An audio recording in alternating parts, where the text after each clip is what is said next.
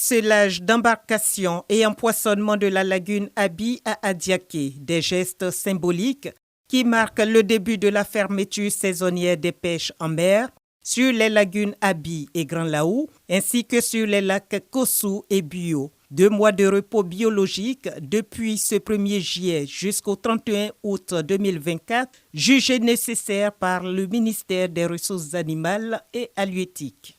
Déjà en 2016, nous avions en termes de capture 104 000 tonnes de poissons. Et en 2020, selon les éléments statistiques, on était à 68 000 tonnes de capture au niveau national.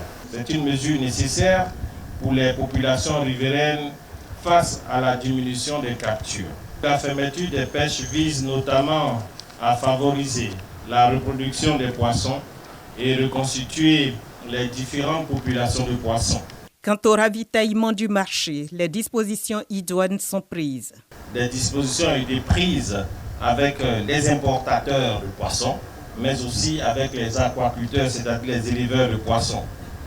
Le total des disponibilités à ce jour est estimé à 245 000 tonnes de poissons, dont 200 000 de disponibilité physique et 45 000 tonnes de stock en cours.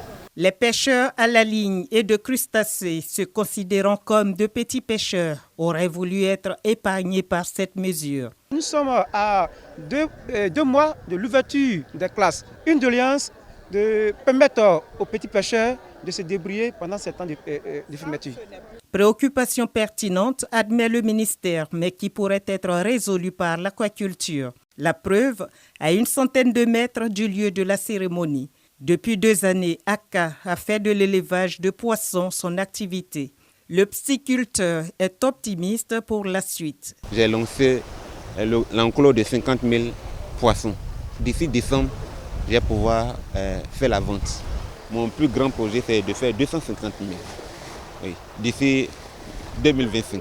Un exemple qui mérite d'être implémenté pour garantir la sécurité alimentaire nationale. Le résident pays de la FAO, Organisation des Nations Unies pour l'alimentation et l'agriculture, réaffirme le soutien de son institution à la Côte d'Ivoire en vue de l'atteinte de cet objectif.